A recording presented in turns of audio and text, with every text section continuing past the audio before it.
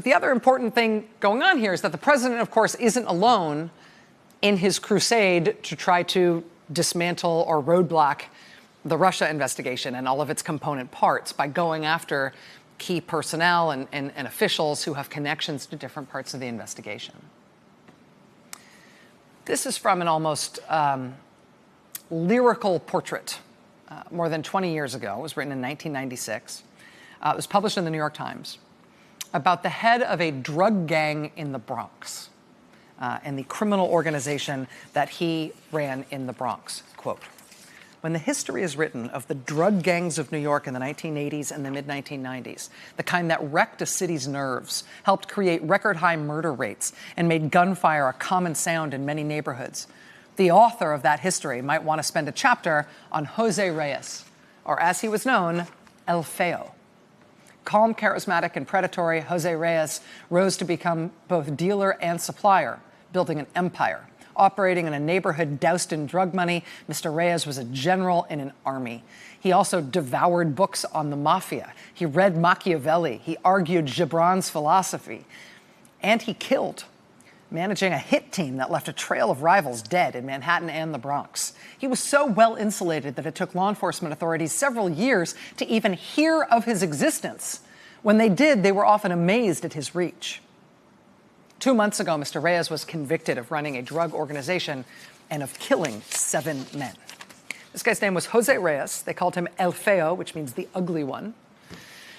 And it was one of the legendary gang prosecutions of that whole era. His whole organization, but also he himself, indicted in 1994. They tried El Feo, they tried Jose Reyes in federal court in New York City. The judge deliberated for 8 days. When they came back, they ruled that he was guilty of 7 murders, which meant, of course, life in prison. Prosecution was led in part by an assistant U.S. attorney in the Southern District of New York who was thought of as a bit of a brainiac. Before law school, he had graduated from Harvard with a degree in physics. After he helped bring that successful landmark El Feo prosecution in New York, that assistant U.S. attorney got a big promotion. He was named chief of the Violent Gangs Unit for the whole Southern District of New York. It would not be long, though, before the Main Justice Department in D.C. hired him away from the U.S. Attorney's Office in New York. And at Main Justice in D.C., he rose quickly to lead the organized crime and racketeering section for the whole Department of Justice. His specialty was international organized crime. To run that section, he became known as an intricate manager. He liaised the Justice Department not just with the FBI, but with other law enforcement and intelligence agencies all around the world. He built and maintained those contacts for the benefit of the Justice Department. And that makes sense. He was leading a team that was prosecuting international organized crime, so you need those intel and international law enforcement connections. In 2003, he oversaw the team that indicted the boss of all bosses in the Russian mafia. And that made big news at the time. I have to admit, though, the big news it made at the time when the Justice Department indicted the godfather of the Russian mafia was somewhat limited by the fact that nobody could pronounce the name of the guy they'd just indicted. Today, we have some of the FBI's most wanted for you. This is Simon Mogilevich. He's wanted for racketeering, securities fraud, wire and mail fraud, and money laundering. We're told he has pockmarks on his face, smokes heavily, and uses a Russian passport. He's considered armed and dangerous. I am no better at pronouncing Russian names than the next guy. I think it's Semyon Mogilevich. I've been practicing. That's probably still wrong. Semyon Mogilevich is considered to be the godfather of the Russian mob. He's one of the most wanted men in the world. He has been for years. He's a fugitive from justice. He's under indictment in the United States. He's on the most wanted list for the FBI, but they haven't been able to get him. Very few pictures of him even exist. Mogilevich's name has turned up, though, in a couple of different ways in the Russia investigation involving President Trump. A Russian-born ex-con who worked for a while at the Trump Organization, who worked with Michael Cohen on the plan to try and build a Trump Tower in Moscow during the presidential campaign. That effort that then-candidate Donald Trump inexplicably lied about and publicly denied during the campaign. He has been described publicly as having links to Semyon Mogilevich and his organized crime network, although he denies any such link. Semyon Mogilevich also turns up in Paul Manafort's business history, because at one point, Paul Manafort pursued what would have been a gigantic real estate deal in New York City with some Russian-linked Ukrainian business partners. That real estate deal never came to pass, but it was the subject of litigation in the U.S. and great controversy in Ukraine, because that would-be real estate deal was suspected of essentially being a way for Paul Manafort to help launder some of Semyon Mogilevich's money that he had earned as head of the Russian mob. So Semyon Mogilevich, this top figure in the Russian mafia, starring role on the FBI's 10 most wanted international fugitives list, a guy who periodically leads to headlines like this one whenever the FBI starts talking about him again. FBI, mobster more powerful than Gotti. The Justice Department official who actually led the effort to indict Semyon Mogilevich, led the effort to bring him to justice in U.S. courts. That's the same Harvard brainiac who had come up from gang duty in the Southern District of New York after prosecuting the drug gangs in El Feo, right? Soon after he got to the Justice Department, he indicted the head of the Russian mafia. He also played another key role in the case of another bold-faced name who has ended up having a starring role in the Russia scandal and the legal trouble surrounding this president and his campaign. I mentioned those 1,500 pieces of evidence that the special counsel's office says they're going to use every single one of in their trial for Paul Manafort in Washington, D.C.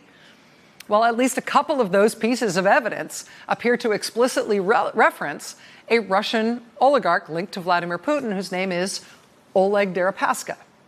He is apparently going to play a role in the Manafort trial coming up in D.C. You will also remember that Oleg Deripaska's name surfaced in reporting earlier this year when the Atlantic magazine and the Washington Post turned up emails that indicated that while Manafort was running Trump's presidential campaign, he was simultaneously offering private briefings on the election and the campaign to this Russian oligarch, to Oleg Deripaska. Last spring, the Associated Press reported that Manafort had entered into a $10 million a year contract with Oleg Deripaska to promote the interests of Vladimir Putin's government around the globe. Well, in 2006, that same Justice Department official, the one who had started as the gang prosecutor, taking apart those drug gangs in the Bronx, the guy who had worked his way up to becoming an expert on transnational organized crime, the guy who led the team that brought the prosecution of the head of the Russian mafia, that same official, quote, was part of a group of government officials who revoked the visa of Oleg Deripaska, a Russian billionaire and aluminum magnate. Officials were concerned that Mr. Deripaska might try to come to the United States to launder illicit profits through real estate. The Russia scandal around this president, and particularly the part of it that has led to these 2 federal criminal trials against the president's campaign chairman, it has an organized crime element to it. It has a Russian organized crime element to it. And now, as the president mulls pardoning Paul Manafort, and he mulls replacing his White House counsel if the White House counsel won't let him pardon Paul Manafort, as the president openly mulls firing the Attorney General of the United States in the midst of the Manafort prosecution as a way to try to make the Russia investigation all go away. Today, Republicans in Congress spent the entire day going after that Justice Department official I've been talking about. That specific official who started with the El Feo case and the drug gangs in the Bronx, who rose to become the head of organized crime and racketeering at the Justice Department, who became the Justice Department's expert on Russian organized crime, the guy who indicted the head of the Russian mafia, the guy who became the Justice Department's lead counsel for transnational organized crime and international affairs, the guy who had been part of the team that banned Paul Manafort's patron and business partner, Oleg Deripaska, from doing business or visiting the United States on the basis of his alleged ties to organized crime in Russia. That Justice Department official, that guy, is named Bruce Orr. And he is the object of conspiracy theories and condemnation on right-wing media on a 24-hour loop.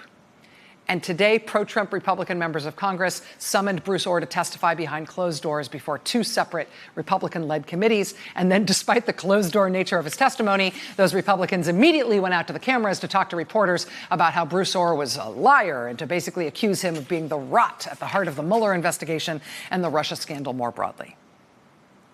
The New York Times this weekend profiled Bruce Ohr's long history in leading American law enforcement efforts against Russian organized crime. There is a Russian organized crime element to the Trump-Russia scandal. Today, House Republicans literally came back from their summer vacation early to spend the day trying to destroy Bruce Ohr. From Politico.com today, quote, House Republicans have fixated on a handful of career Justice Department and FBI officials over the past year as they've sought to cast doubt on the legitimacy of the investigators who launched the Russia probe. First, the spotlight was on Jim Comey and Andrew McCabe, then Peter Strzok and Lisa Page. Now Republicans, intent on proving that political bias is behind the sprawling investigation of President Trump's ties to Russia, now Republicans are elevating a new bureaucratic target, Justice Department official Bruce Ohr. You know, when they went after Peter Strzok, they were going after the top counterintelligence official at the FBI with experience in breaking up Russian intelligence operations on U.S. soil. In going after Bruce Ohr today, they are trying to take out one of American law enforcement's top experts on Russian organized crime. And I don't know exactly what these targeted attacks by the White House and congressional Republicans will ultimately do to the capabilities of the Justice Department and the FBI when it comes to fighting things like Russian intelligence operations in the United States and Russian organized crime and Russian money laundering through American real estate, right? But you can imagine how satisfying a day like today must have been for Semyon Mogilevich to see Bruce Ohr get his turn in the barrel like this, right? You can imagine how delightful that was for the Russian mafia. You can imagine what a nice turn of events today must have been when viewed from the perspective of the Kremlin. We'll be right back.